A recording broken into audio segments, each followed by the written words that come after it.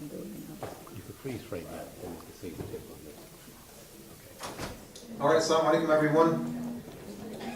Back to our lecture, inshallah. I'm hoping we will be able to finish around 9, so we allow for some questions and answers. But I wanted to again emphasize the quality of Imam Ja'far, and that is his desire to reconcile between the different factions, the different groups, the different schools of thought that comprised the nation of the Muslims at his time, the Ummah.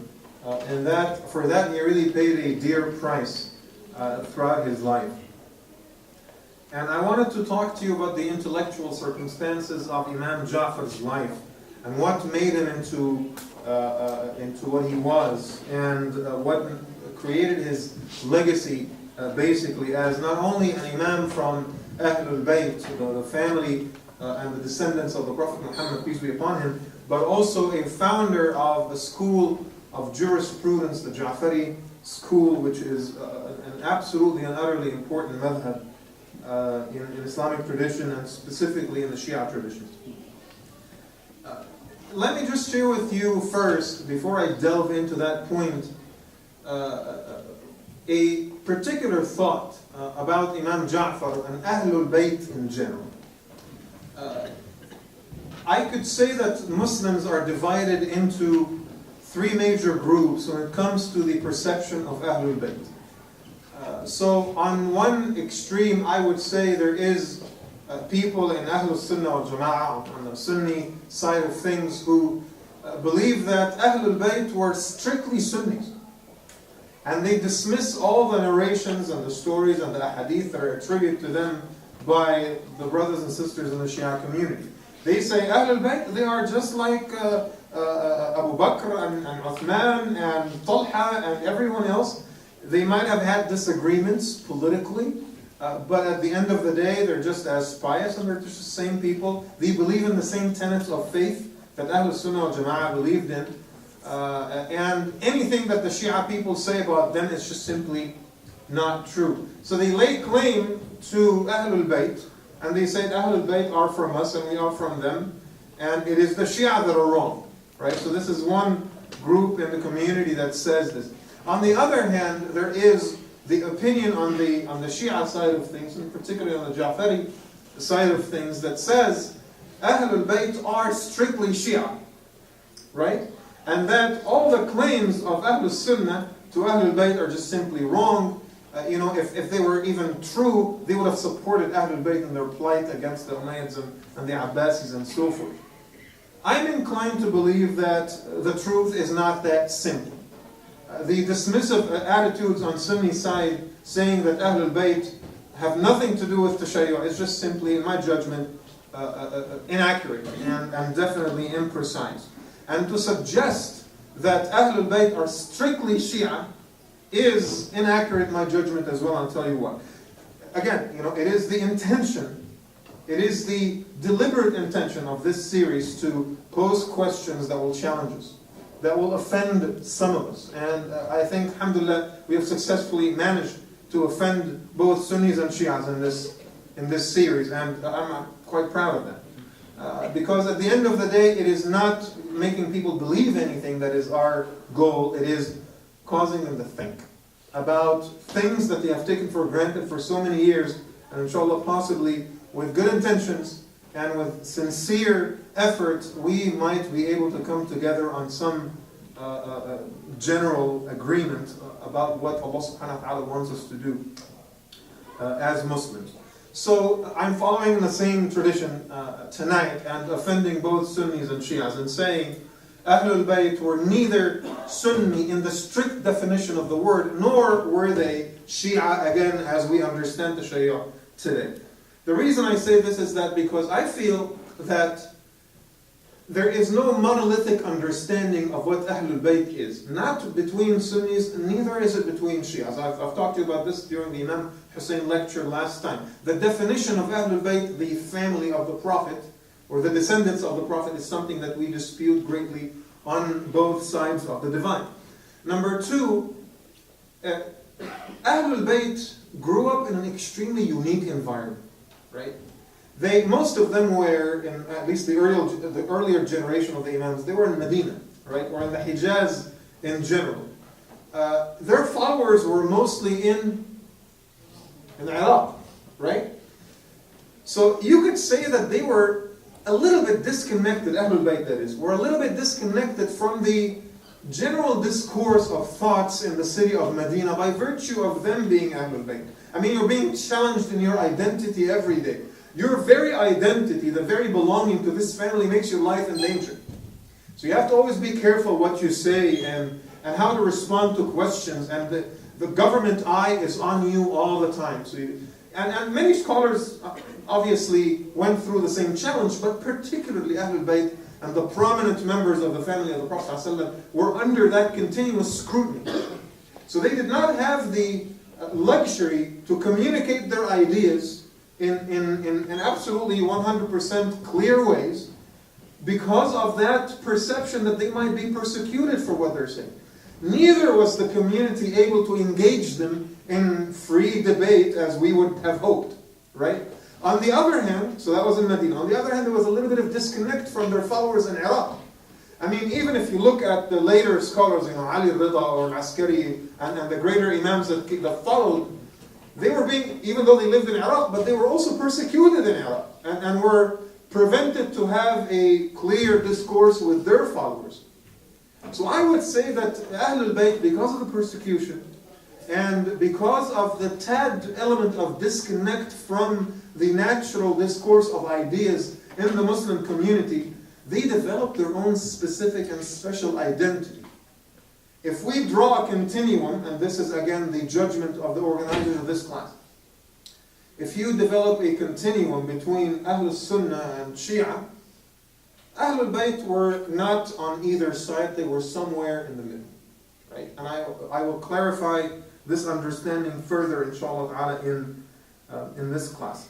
What are the intellectual circumstances of those Imams' lives? I mean, that's part of the intellectual circumstances right here. But Imam Ja'far, as we said before, spent 35 years of his life with his father, Imam Muhammad al-Baqir. And that means that at least 30 of those years were spent in learning and development and mentorship and so on and so forth.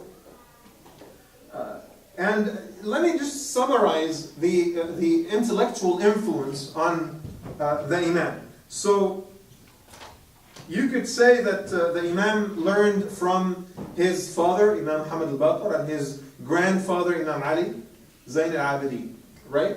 Because he actually, Imam Ali Zayn al-Abidin died when Imam Ja'far was about 15 years of age, so he still caught up with him and spent quite a bit of his life with him. On his mother's side, Imam Ja'far also learned from Qasim, his grandfather, a descendant of Abu Bakr as-Siddiq. He also learned from one of his cousins, Muhammad al-Nafs al-Zakiyya. You're familiar with him. I'll talk about him a little bit further, inshallah, in the course of this lecture, who is a descendant of Imam al-Hasan, known as a great scholar of his time from Ahlul Bayt. He also learned from his uncle. What was his uncle's name?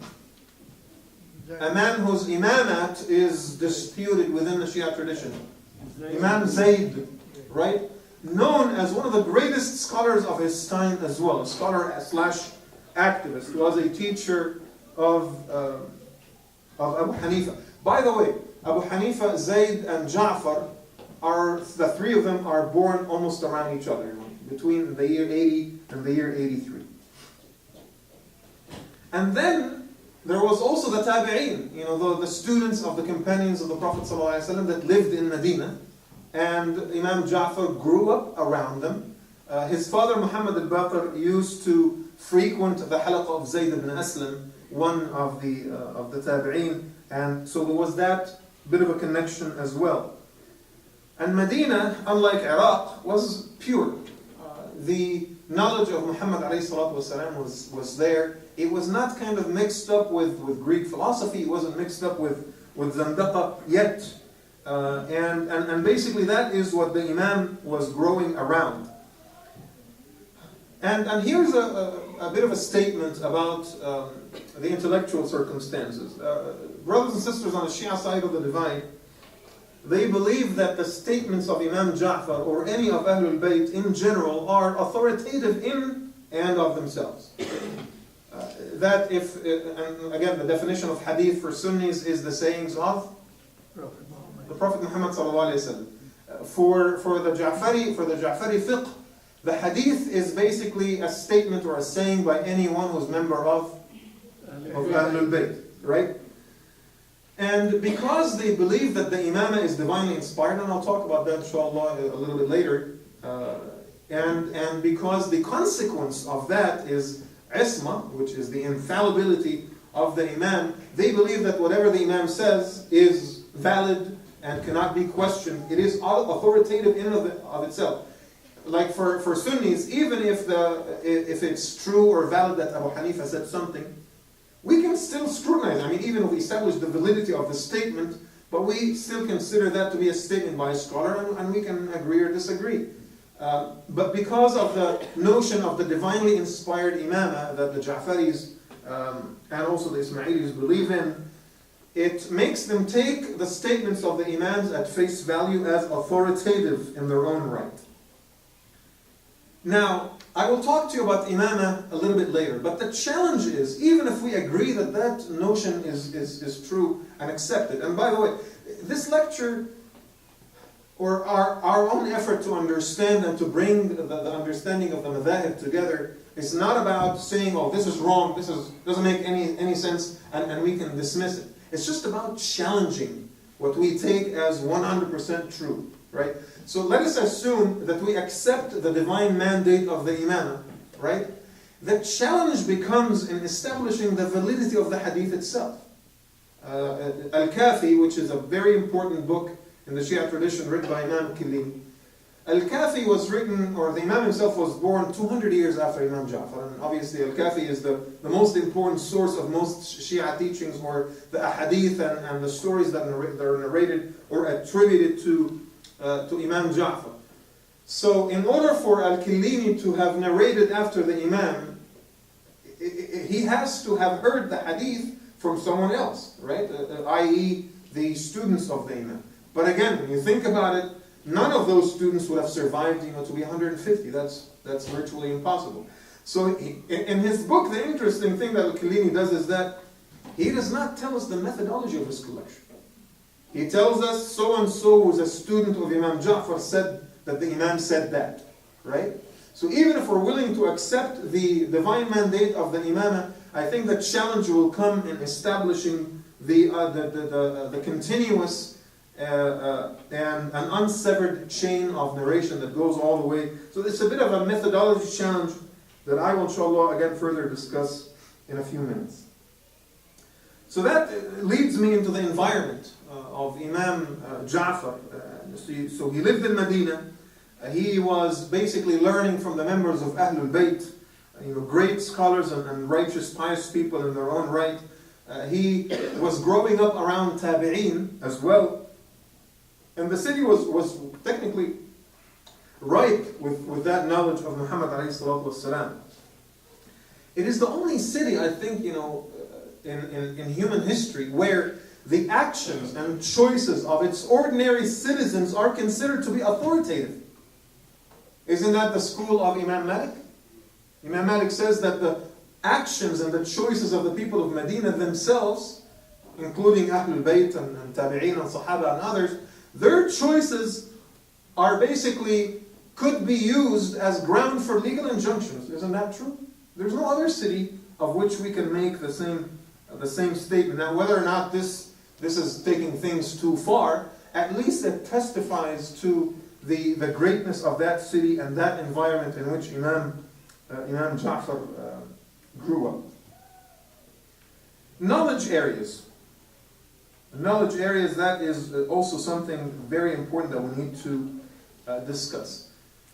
Being a member of Ahlul Bayt basically causes you to naturally learn from the pools and resources of knowledge that are available to you. Most notably in the Imam's case was his father, Imam Muhammad al-Baqir. So he was taught Quran at a young age, memorized it, learned asbab al-nuzul, the purposes of revelation, the context of basically revealing a certain verse in the Quran, the science of tajweed, the tafsir of the Quran, it's the commentary on the Quran and so forth. He was a muhaddith in his own right, meaning that he narrated a hadith. In fact, in some of the books, collections of hadith on both obviously Shia side, but also on Sunni side, there are many hadith that are narrated by Imam Ja'far, and also Malik and Shafi'i quoted him and his ahadith as well. He also studied fiqh. I mean, not only studied fiqh, he was a founder of a school of jurisprudence, and also Islamic spirituality, in matters of tasawwuf and asceticism and so on and so forth. But these are some facts that some of you might not know about Imam Ja'far. I mean, everything I said so far is expected, but here it is. Imam Ja'far was a sociologist in his own right, studying social behavior and why groups of people make decisions to do something or another. Imam Ja'far fell in love with cosmology, right? He would spend hours looking at the cosmos and the movements of the cosmic bodies and so forth, astronomy. Imam Ja'far was a historian, right? He wrote a lot about history and taught it to his students as well. Mathematics, right? Medicine. But I find that the most fascinating venture of Imam Ja'far was chemistry. Chemistry. Who could have thought? Again, we see that this is, every single time we talk about those scholars, we realize that they were not following the division of labor that much. They excelled in so many fields. And that idea, division of labor, I said this before, was created in order to maximize production. So that the big corporations and the companies are able to make more money and sell more stuff. So they convinced us, and I'm not suggesting there's a conspiracy, but this is how capitalism evolved. Everyone became convinced that you have to be specialized in one field and maximize your knowledge of that particular field at the expense of everything else in order to be extremely efficient, to make as much money as possible, and so forth. The ancient world was not like this, and people were honestly a lot happier. They had knowledge of so many fields of life, and that made them more overarching in their knowledge, more humble in their understanding. I mean, today, people make fun of other fields, like people in the natural sciences, they make fun of the social sciences and like, oh, you really think it's a science, you're calling it a science. There's nothing scientific about it, just opinions. And then students in college, hey, I'm an engineering major, so I'm actually studying, okay, as opposed to you in philosophy and political science majors, you're doing that just, puking opinions in your exams, right? The world is not black and white like this. It's not like that, right? You would see some of those ancient scholars, it would be a surgeon, would be a cosmologist, would be a chemist, and also leading people in prayer and very spiritual and in Sufi traditions and so on and so forth, all at the same time. How many of you heard of Jabir ibn Hayyan? Jabir ibn Hayyan was in many people's judgment, the founder of chemistry, of modern chemistry, right? He was the founder of modern chemistry. I mean, Jabir was not just interested in theoretical chemistry. Like, if I put these very complicated compounds with these complicated compounds and all the stuff that we studied in biochemistry, going through the chain of reactions and transitions, I'll add this compound to this compound, it'll lead this compound to that compound until it reaches this. So it becomes like a mathematical equation. How do you derive X from Y? And then we sit down for hours coming up with a chain in biochemistry that will lead you from X to Y. Ibn Hayyan, on the other hand, was interested in applied chemistry, solving real-life problems, okay? Textile industry and make it better and more efficient and less harmful to people. Leather industry. Water purification. That's what Ibn Hayyan was interested in. That's what led him to get into the study of chemistry. The primary teacher of Jabir ibn Hayyan was Imam Ja'far as-Sadiq. In fact, they say that almost everything, there are 500 different documents of chemistry that Jabir ibn Hayyan published. he never denies that he was just writing the lectures of Imam Ja'far as-Sadiq. That's all he did. So he took that raw knowledge and processed it and made something out of it and got published and so forth and became a really established chemist. You actually, if you go to Spain, there's so many universities in Spain. There would be a Hall of Fame, for example, about the fathers of different branches of knowledge. And there's always a portrait of Jabir ibn Hayyan on the wall somewhere.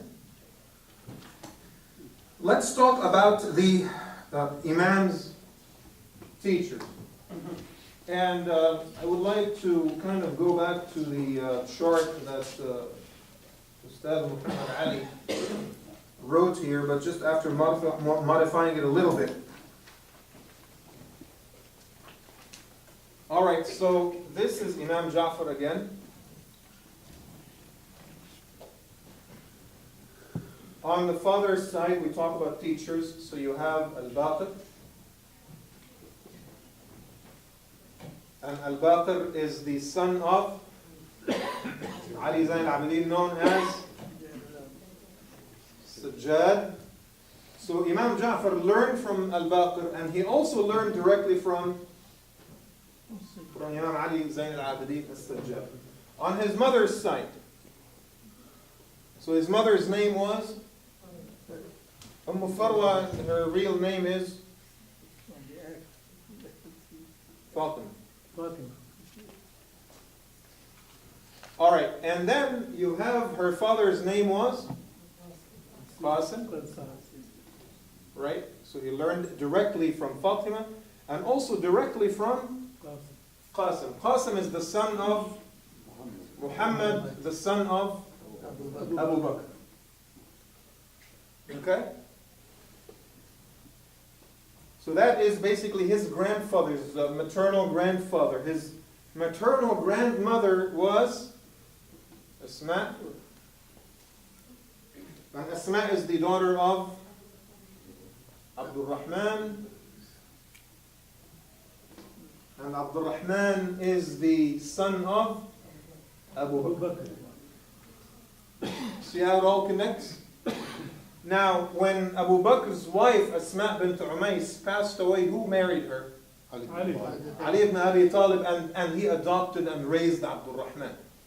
Right? So Abdul Rahman grew up in the family of Ali ibn Abi Talib. So Imam Ja'far received the knowledge that was handed down from Abu Bakr as-Siddiq through Muhammad and Abdul Rahman on both sides, and also from his father's side through Al-Baqir and As-Sajjad at the same time.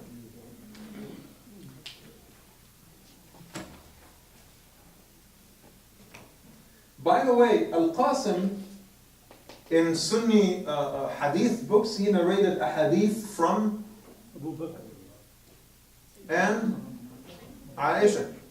He narrated a lot of ahadith from Aisha. In fact, they say that Al-Qasim tarabba fi hijr Aisha. He was actually raised in Aisha's lap. It was all one family, and they kind of...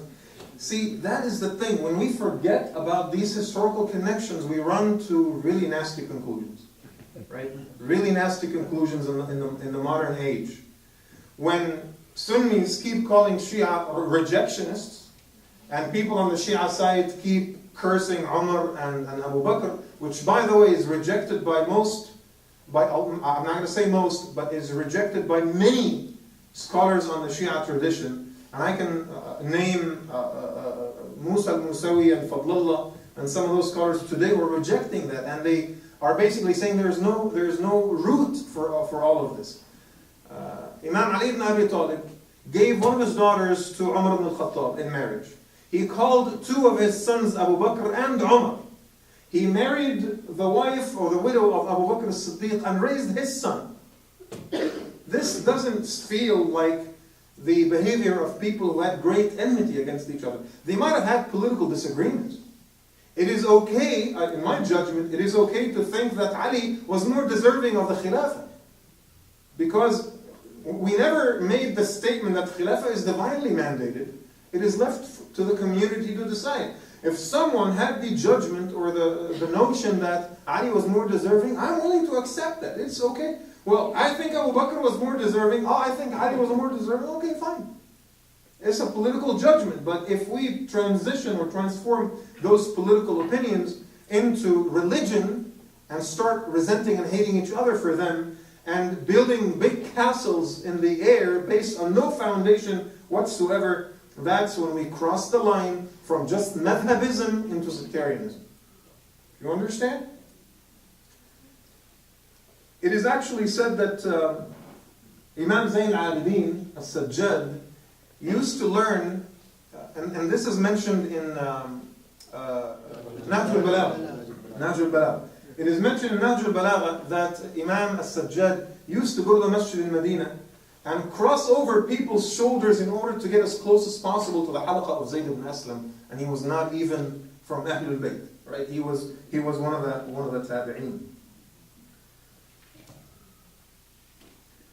Brother Muhammad Ali talked to you a little bit about the Imam's travels, and as he mentioned, he stayed in Medina most of his life, except for the times he went for Hajj, or the times he was summoned to Baghdad by Abu Ja'far al-Mansur.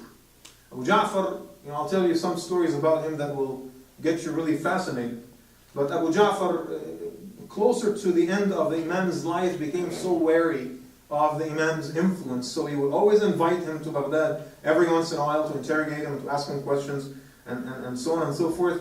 But on the other hand, every once in a while, he would bring him close and give him a hug and start crying.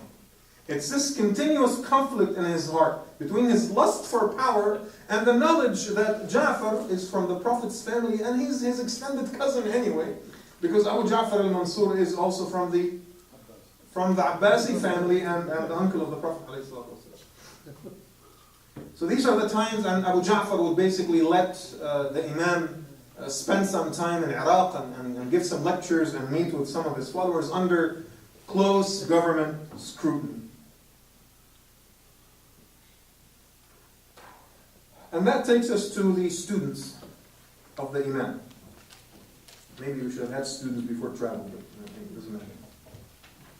And before I talk about specific students of Imam Ja'far, I really have to say that there's no man or woman who does not owe favor to Imam Ja'far and the knowledge that he carried. There's just absolutely no way. Not Sunni, not Shia, not any human being who one way or another owes something to Imam Ja'far. So it could be said that the all of humanity was a student of Imam Ja'far ibn Muhammad as-Sadiq. He had a very popular halaqah in Medina that was attended by hundreds of people. In fact, according to many Ja'fari sources, he had a school that was called Madrasatul Imam al-Sadiq in Medina that graduated up to like 4,000 students. And let me tell you, by the way, I take advantage of this point and share with you a methodological note here.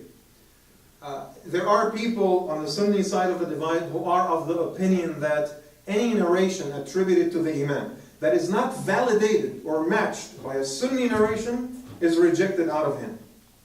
This is not the methodology that we use. Relying on the work of Imam Muhammad Abu Zahra, the Grand Sheikh of Al-Azhar University, relying on the work of Sheikh Muhammad Abdu. They had an amazing approach to studying Shia scholarship. They always say, if the narration completely contradicts the Quran or something that is absolutely accepted as true on the Sunni side, we will dismiss it. But if it is something that doesn't contradict the Quran but doesn't have a match on the Sunni side, we will accept it. Because we hope that scholars on the Shia in the Ja'fari madhab, again, those guys, they did not think of it in sectarian terms as many of us do today. Al-Azhar, Imam Muhammad Shaltut, remember?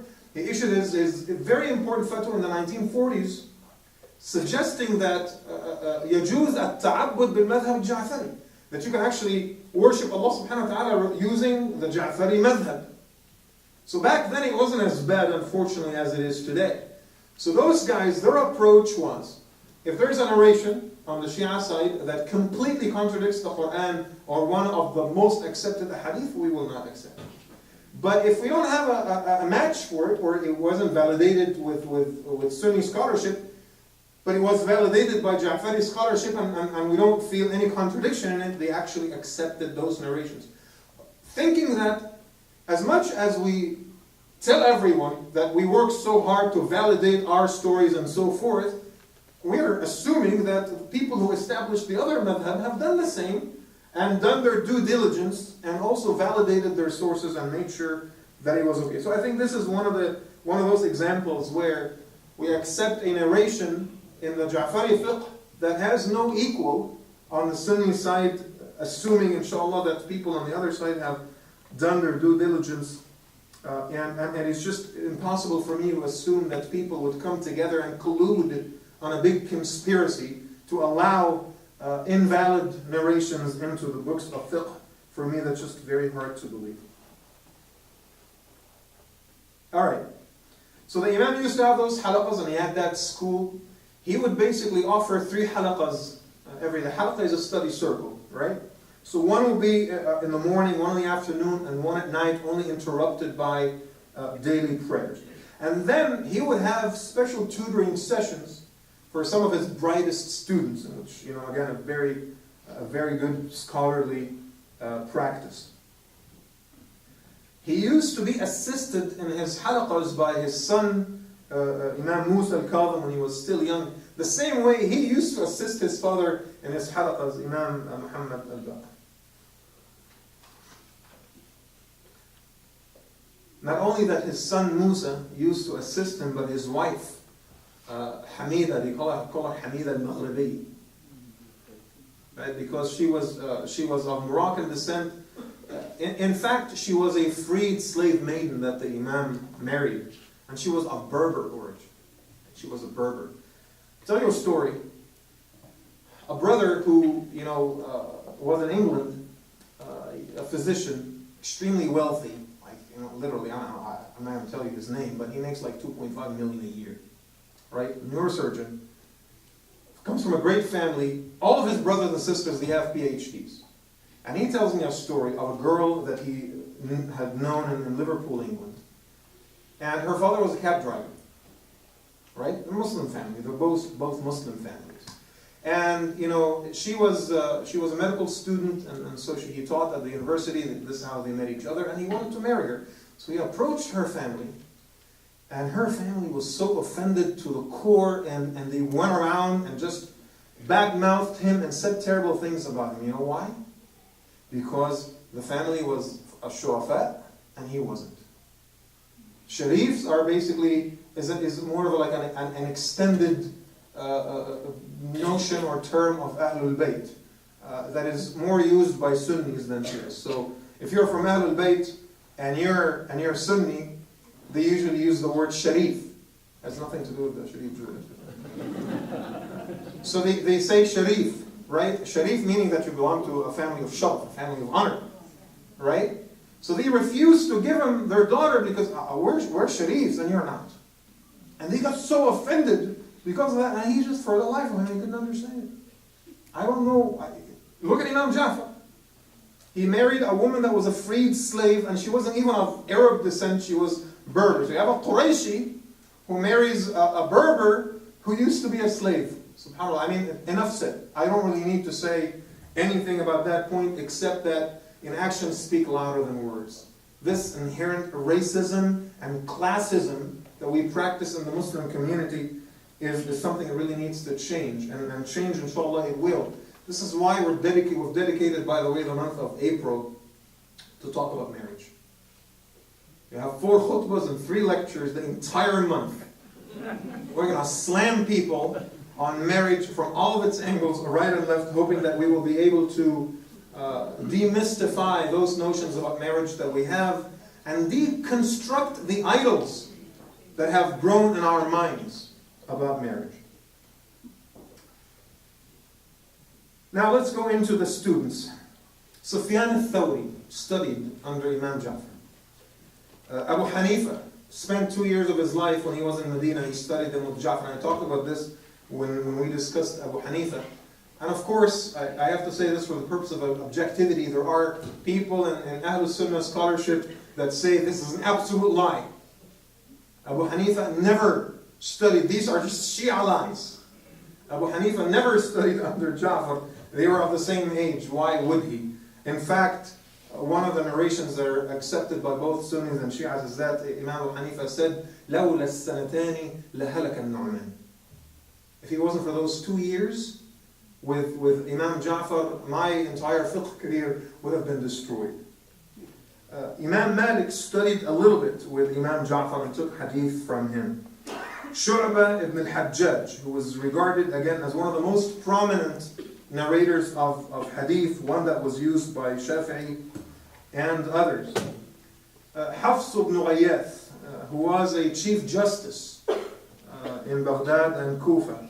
Ibrahim ibn Muhammad, again one of the teachers of Imam al-Shafi'i. Al-Imam al-Zuhri, remember we talked about him? One of the key teachers of Ahmad ibn Hanbal. Sa'id ibn Maslama was also one of Shafi'i's teachers. Ishaq ibn Ammar, the great Sirah scholar, and obviously the very known Jabir ibn Hayyan. You know the word alkali in English? Acidic and alkaline, alkali. It comes from the Arabic word qalawi, right? That's the word that Jabir coined based on the teachings of Imam Ja'far.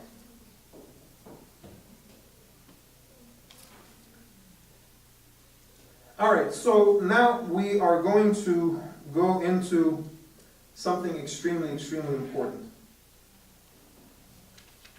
And that is the political environment and circumstances of the Imam.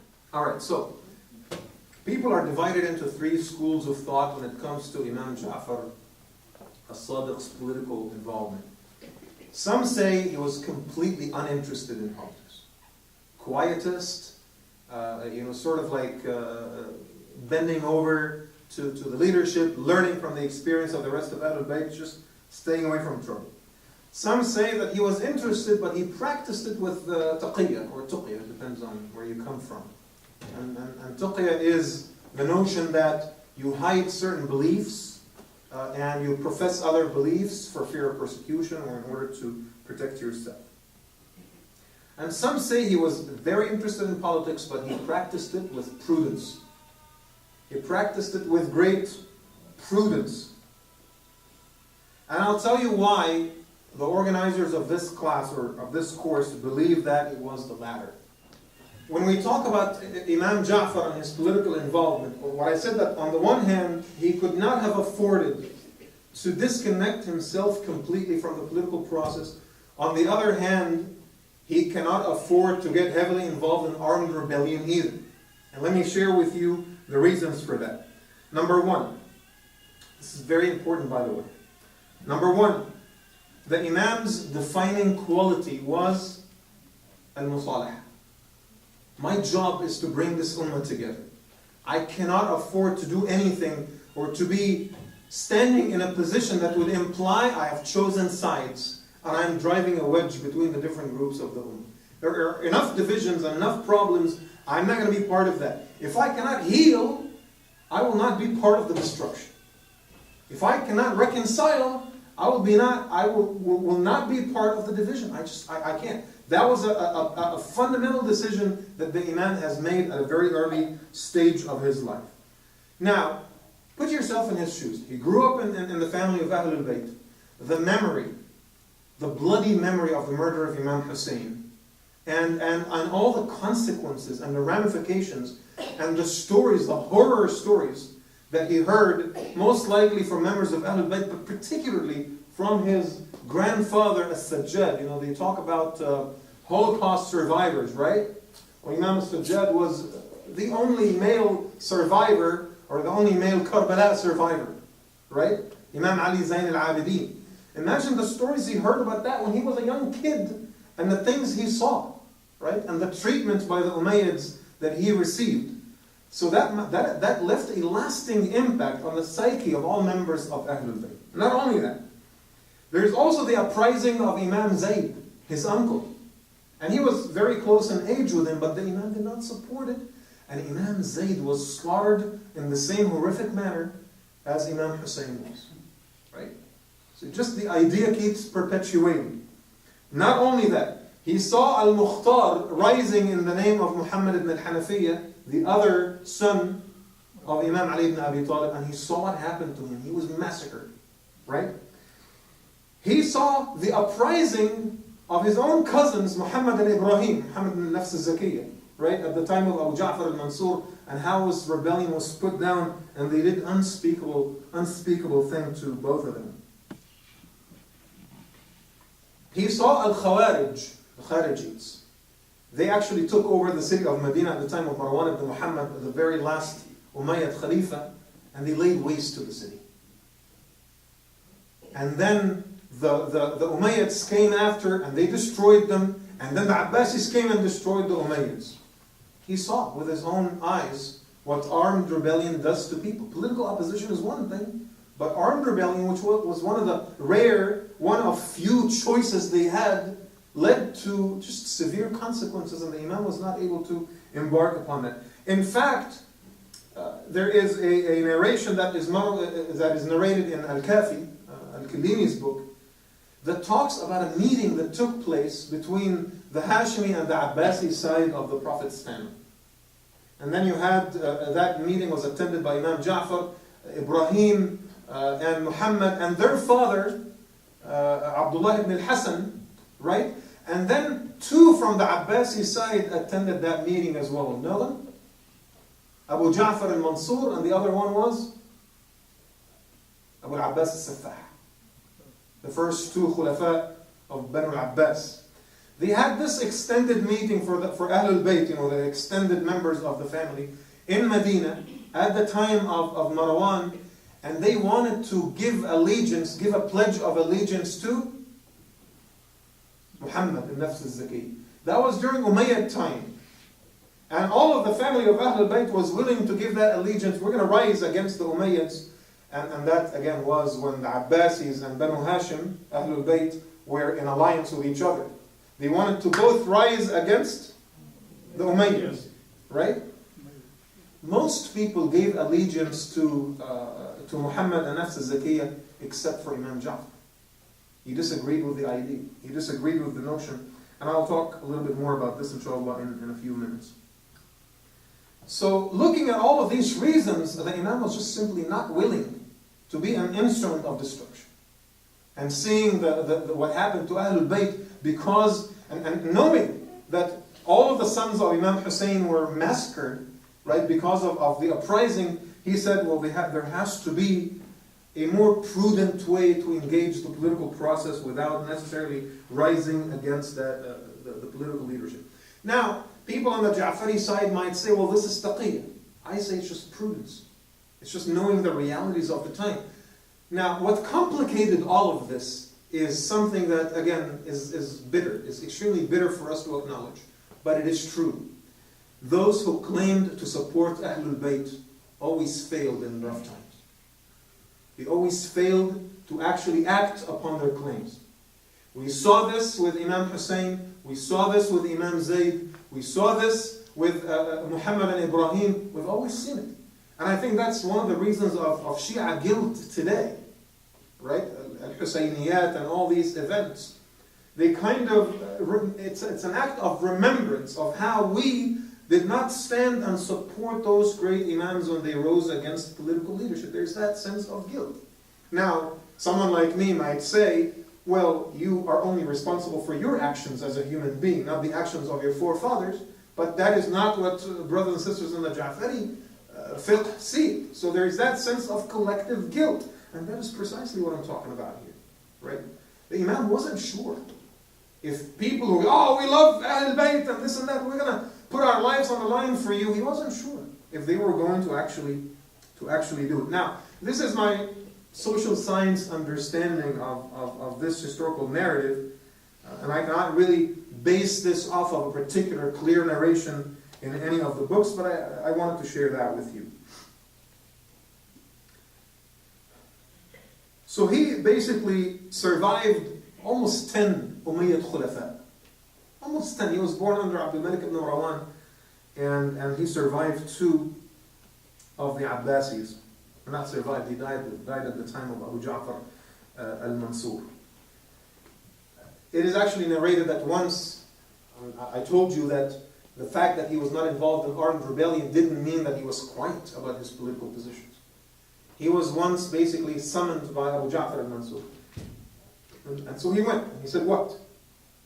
What do you want? And he said, Ya Imam, why don't you ever come visit us? So he says, I'm busy. No, seriously, why don't you come visit us? Well, your presence corrupts people. Because it's either they tell you what you want to hear and they basically destroy their akhirah, they destroy their hereafter, or they tell you against what you want to hear and they get killed. So your presence is not very pleasant. Your company is not very pleasant. So he says, okay, why don't you come? Just spend time with me and give me nasiha. Ya akhi, just give me good advice. And he says, Man arada dunya la yansahuk. Those who want dunya, don't give you advice. Come on. وَمَنْ أَرَادَ الْآخِرَةِ لَمْ يَصْحَبُكَ. And those who want the hereafter, they will not give you company. Right? Why? What did I do? What did I do? Well, okay, let's see. You killed about 10,000 people. What do I tell you? And they would have this debate for hours. And Abu Ja'far al-Mansur at the end would yield. And he said, well, okay, we have the dominion of Banu al-Abbas to protect. Come on, I'm your cousin. You have to fight with me. You have to help me. They would have these debates. And the Imam would always say it as it is. He never wavered. He never faltered. He never told them what he wanted to hear from them. He was always honest about it. He believed in social reform, changing things and helping the community come together, and hopefully political leadership would change. Now, there's also something very important about the political circumstances of the time. Just so that I clarify this on the board right here.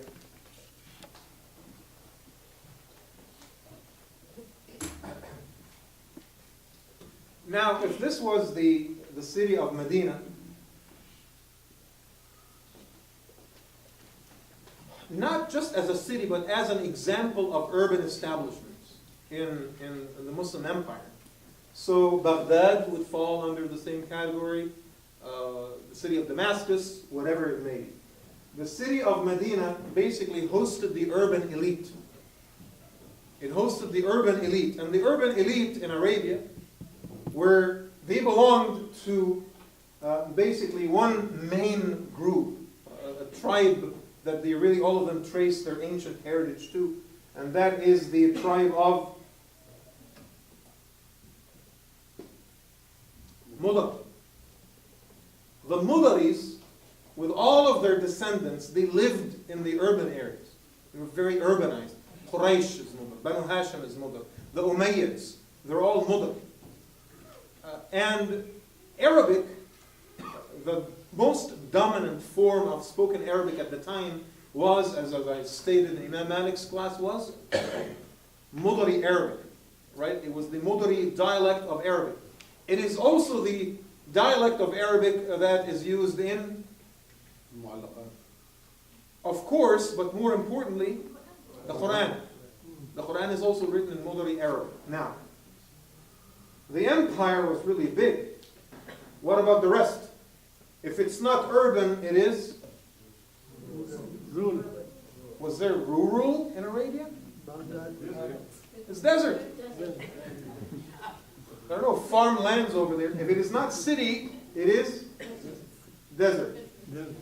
Now, most of the inhabitants of the deserts in Arabia, they belong to the other ancient tribe known as Rabi'a. So far, so good? All right, now, the urban establishment had two main groups that were politically relevant, right? One of them was the Umayyads, and the other is? No. The Umayyads, and the other one is basically Abdu Manaf. So you have the Abbasis and Banu Hashim together. I mean, there were other smaller groups, but these are the ones that are politically relevant. Now, Abdul Manaf had Banu Hashim and Banu al-Abbas, right? Rabi'a gave rise to one very important group, and that is Khawarij. 95% of the Khawarij were from Rabi'a. Now, I don't want this to sound like Orientalist talk where I'm suggesting that it's all tribal and economic and social factors, but that is something that cannot be ignored. You had a struggle between different factions within the urban elite struggling for control. Again, Ahlul Bayt, at the end of the day, they were confined in one tribe. And that was Banu Hashim, right? Ahlul Bayt were entirely Banu Hashim. And then you have the extended definition of Ahlul Bayt that might have included the Abbasis. But they were all urban elites fighting and struggling with the Umayyads, right? And then you had the Khawarij that basically, I'm not going to say were everyone else, but they were everyone else that is politically active. So the struggle between the Khawarij and the Umayyads can also be understood from a tribal perspective. They neither were okay with Ahlul Bayt, nor were they okay with the Umayyads anyway. They wanted to take over and just do their own thing. So I wanted to share this diagram with you because I really think it's important. So these are the kinds of things that Imam was dealing with, right? A very complex tribal society. The allegiances were formed on tribal lines, and then those allegiances would need to manifest themselves, for political correctness, through religious or social or ethical terms. So we had to deal with that as well. Imam Ja'far did not support any of the uprisings that took place against the Umayyads or the Abbasis. And again, as I said, he always felt that people offered lip service support to the cause of Ahlul Bayt, and it was not genuine. Now, I'll talk to you a little bit about that meeting, which was a very important meeting. Muhammad al-Nafs al-Zakiyah, his father, Abdullah ibn al-Hasan, who, by the way, was the oldest surviving member of Ahlul Bayt at the time. And then you have other members of Banu Hashim, other members of Ahlul Bayt. You have Abu Ja'far al-Mansur, and you have Abu al-Abbas al-Saffah from the Abbasi side of things, all coming together wanting to rise against the Umayyads. And they keep asking the Imam, why don't you give your pledge of allegiance to Muhammad al-Nafs al-Zakiyah? We have conflicting narrations. Some say, well, because the Imam himself was the Imam, so how could he give a pledge to someone else? Others say, well, he didn't think that Nafs al-Zakiyah was fit for leadership. And there's a third group that says, well, this structure in and of itself suggests one very important fact.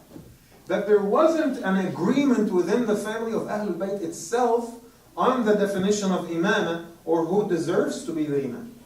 Right? Again, that is our perspective based on the data that we have. And then Abdullah ibn al-Hasan, the father of Muhammad, the man who was supposed to receive the pledge from everyone, he told Ja'far, Ya Ja'far, Ya Aba Abdullah, why don't you give your allegiance to my son?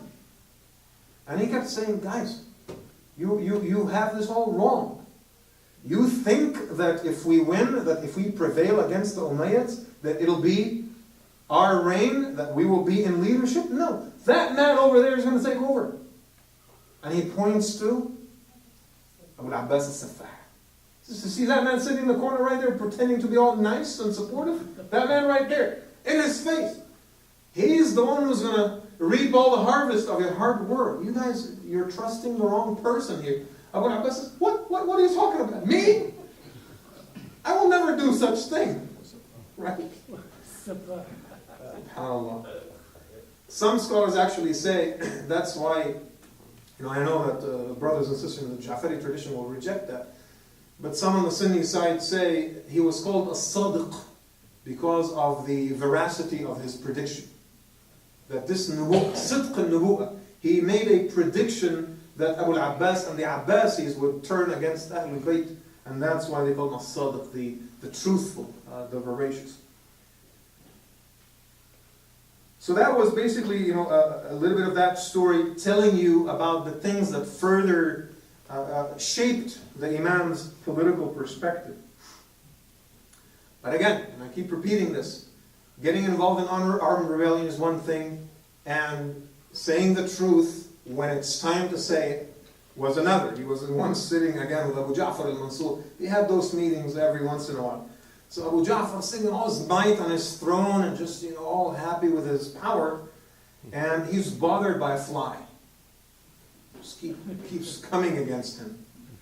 Right? So he got so bothered and so disturbed and by the fly that he asked the Imam, "Yeah, Imam, tell me, why did Allah create flies?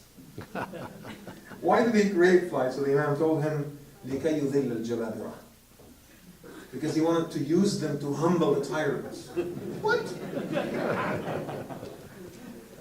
He always told it to Abu Ja'far al-Mansur as it is. And this, by the way, will serve a purpose at the end that I would like to, inshallah, share with you at the very end of this story. So to conclude our discussion on his political involvement, he was very prudent. He believed in reconciling the ummah. He was not interested in armed rebellion. He did not support the movement for armed rebellion that took place within Ahlul Bayt. Alright, let's talk about the Imam's methodology. Everyone's following me so far? The Imam's methodology. And before I talk about methodology, I need to mention something very important that has to do with methodology. And that is, if you believe that imamah is bestowed and divinely inspired, and if you believe that the statements of the Imam are undisputed and right and correct and valid and authoritative in their own right, then you would automatically dismiss methodology, because the methodology of fiqh is about using scientific methods to derive legal injunctions, right? And in our judgment, I said this before, who was the true founder of usul al-fiqh? Shafi'i, right? That Imam Shafi'i was the founder of usul al-fiqh. He developed the methods and the tools and so forth. Now, people in the Ja'fari madhab, they actually say, no, it was Imam Ja'far and his father Al-Baqir, the ones that founded usul al-fiqh. Which is fine. I'm willing to totally accept that narration. But I think that puts anyone who claims that in a bit of a tough position. Because it is either that you believe that the Imam is divinely inspired, in which case he doesn't need methods, he doesn't need an empirical evidence, he just needs to say it. He just needs to tell us this is what it is and people follow. Right? It's either that you believe that, or you believe that the Imam is a human being and he's fallible and he needs to use humanly devised methods in order to derive legal injunctions. It has to be this or that. So we've found both conflicting signals in Al-Kafi, and I just had to also share that with you as well.